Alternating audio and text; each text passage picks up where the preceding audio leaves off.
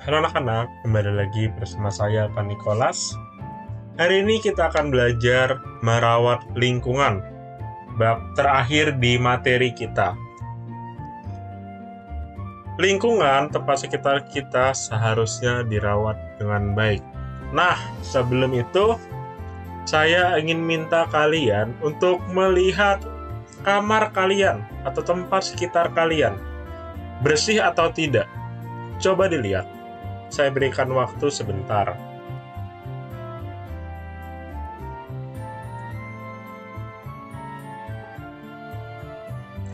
Nah, lingkungan sekitar kita, kalau rusak, kalau tidak bersih, kalau kotor, kita akan sulit untuk hidup. Lingkungan sekitar kita, kalau tidak bersih, kita sulit belajar. Apalagi untuk hidup. Coba bayangkan, di sekolah kita yang hijau, yang banyak tumbuhan, tiba-tiba tumbuhannya hilang semua. Pasti tidak nyaman untuk belajar. Pasti tidak enak untuk belajar. Nah, sama kayak di sekitar kita. Kalau lingkungan kita rusak, kalau lingkungan kita tidak nyaman, maka kita akan sulit untuk hidup. Jika lingkungan kita bersih, banyak tumbuhan hijau, rapi, nyaman, maka kita akan nyaman untuk tinggal. Kita akan senang untuk tinggal.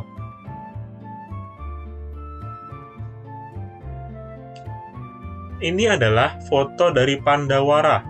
Siapa Pak Pandawara? Pandawara adalah 5 orang yang mengajak banyak orang untuk membersihkan lingkungan. Mereka ini berusaha membersihkan lingkungan sekitar. Contohnya, mereka membersihkan pantai terkotor di Indonesia. Mereka mengajak ratusan, mungkin bahkan ribuan orang untuk membersihkan lingkungan. Supaya apa? Supaya lebih nyaman ditinggali, supaya lebih nyaman untuk ditempati, supaya lebih nyaman bagi orang-orang di sekitar. Itu tujuan mereka. Ini cara mereka untuk lebih menyayangi lingkungan, lebih mencintai lingkungan. Sekarang ada video mengenai kerusakan lingkungan yang disebabkan oleh sampah plastik. Bisa kita lihat videonya.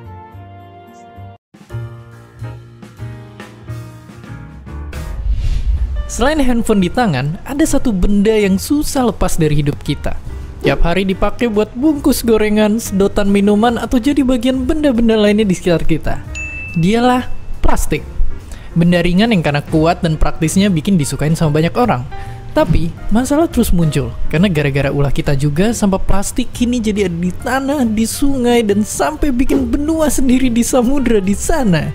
Sekarang, kita mungkin makin ngeri, mikirin seberapa banyak sih sebenarnya sampah plastik di dunia, dan sebahaya apakah mereka? Karena susah ngitung jumlah pastinya, bayangin aja gini. Tiap tahunnya ada ratusan juta ton plastik yang diproduksi dan 8 juta ton sampahnya dibuang ke lautan. Itu sama aja kayak buang 20 pesawat Boeing 737 setiap jamnya. Dan bayangin juga kalau butuh ratusan bahkan sampai selamanya buat plastik untuk bisa terurai sempurna. Artinya kalau dia terus begini, bakal ada 12 triliun ton sampah plastik atau setara berat 24.000 gedung Burj Khalifa, bangunan paling tinggi di dunia, di tahun 2050 nanti. Jumlah itu bikin plastik yang berenang di air lebih banyak dibanding penghuni asli lautan. Sungguh mengerikan. Tentu denger itu bikin kita ngeri setengah mati karena kiamat gara-gara dunia yang ketimbun plastik nggak terdengar keren sama sekali. Makanya ini mesti berhenti sekarang. Karena sampah-sampah itu bikin hewan-hewan di alam liar jadi menderita karena kita. Bahkan nggak cuma itu aja, kita pun juga terkena bahaya yang kita buat sendiri karena nyatanya sampah plastik yang mengecil atau nama kerennya mikroplastik bisa dimakan oleh ikan yang nantinya masuk lagi ke perut kita sendiri yang nantinya juga berpotensi nimbulin penyakit. Oke, sampah plastik emang jadi masalah besar dunia. Tapi ngomongin itu, kita juga terlibat karena faktanya Indonesia jadi penyumbang sampah plastik terbesar kedua di dunia. Tapi kalau masih mikir solusinya adalah buang sampah pada tempatnya, itu udah nggak efektif lagi. Sekarang kita harus mulai ngurangin pakai plastik atau milih pakai plastik yang bisa digunain berulang kali. Buat makan atau minum, bawa tempat makan dan botol minum yang bisa dipakai ulang. Kalau beli barang belanjaan di luar, selalu bawa kantong belanja sendiri. Yang dari bahan yang bisa dipakai berkali-kali kayak katun atau kanvas. Atau kalau lagi kepengen banget pakai kantong plastiknya jangan langsung dibuang. Karena siapa tahu bisa dipakai lagi. Tapi mau plastik atau bukan, semua barang yang kita pakai pasti ada masa akhir pemakaiannya, yang ujung-ujungnya harus dibuang juga. Makanya kita harus tahu tempat yang benar buat ngebuangnya. Ingat kalau sampah plastik buangnya ke tempat yang ada tulisan anorganik berwarna kuning. Kalau sampah bekas makan ke yang tulisan organik berwarna hijau. Dan bahan beracun kayak baterai, bohlam, tinta komputer dan sebagainya ke tempat sampah B3 yang warnanya merah. Lagi pula, selain buang ke tempat sampah biasa, sekarang kita harus mulai memilah sampah kita sendiri dan ngumpulin itu ke bank sampah terdekat. Karena nyatanya, sekarang sampah bisa jadi emas. Caranya gampang, tinggal bawa sampah kalian yang udah dipilah ke bank sampah terdekat. Kasih ke petugasnya, terus ditimbang dan dihitung, dan jadilah. Bahkan 2 kilo sampah aja udah bisa jadi logam mulia. Oke, sekarang kita tinggal milih, sampah kita mau terus numpuk sampai jadi gunung atau jadi gunungan emas. Padahal sampah yang berserakan bisa kita mulai ambilin dan gak cuma bikin lingkungan bersih tapi juga bisa dibuat investasi. Jadi mulai kumpulin sampah di sekitar kita, terus tabung biar beneran jadi emas. Dan seperti biasa, terima kasih.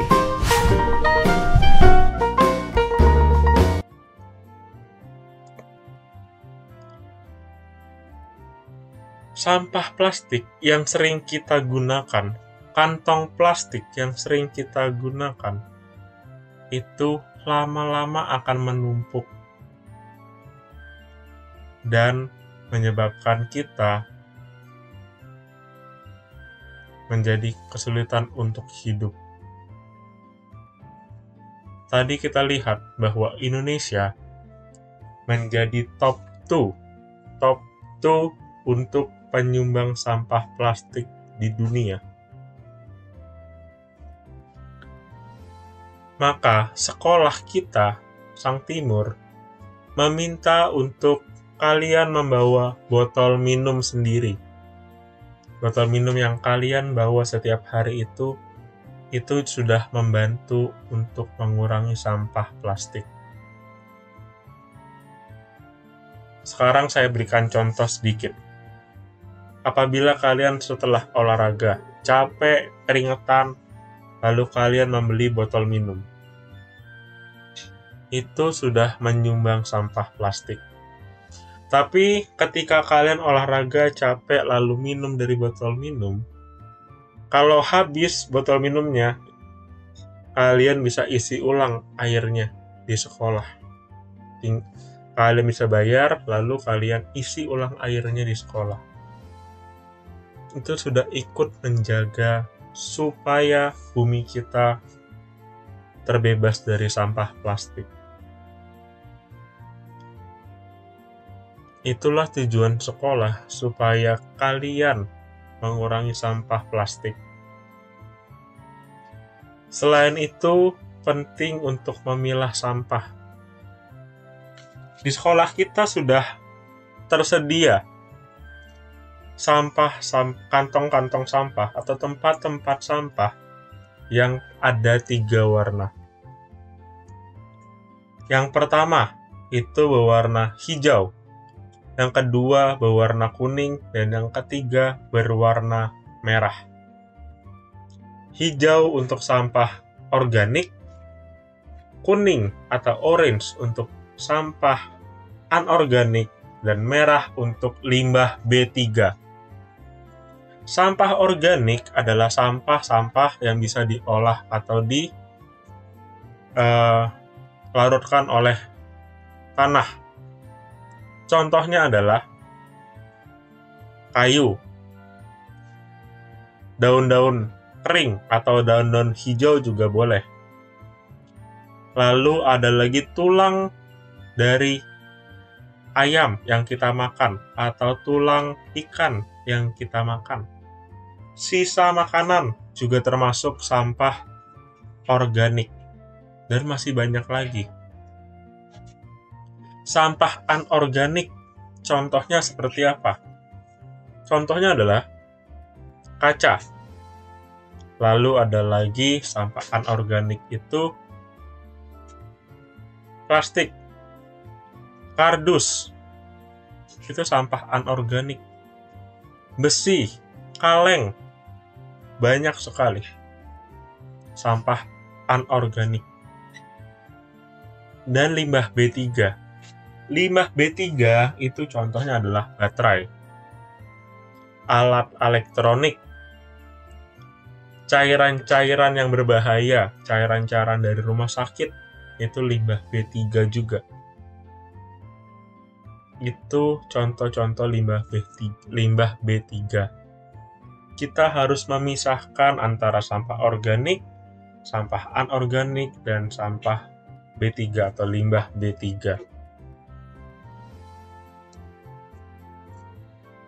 Kita juga bisa ikut menjaga lingkungan dengan cara apa? Mengurangi sampah plastik. Kalau kita pergi ke pasar atau ke warung atau ke supermarket, kita bisa membawa tas belanja sendiri.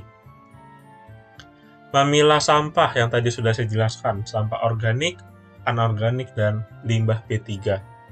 Menjaga kebersihan lingkungan sekitar. Makanya tadi saya minta kalian untuk mengecek dulu, melihat dulu lingkungan sekitar kalian bersih atau tidak. Apakah ada sampah atau tidak.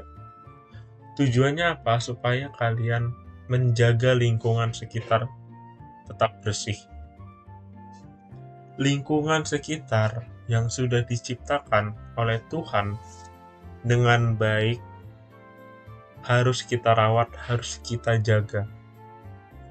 Supaya apa? Supaya nanti generasi-generasi berikutnya dapat menikmati bumi yang masih baik. Dapat menikmati udara yang sejuk. Mereka bisa bernafas dengan nyaman karena banyak pohon dan masih banyak lagi.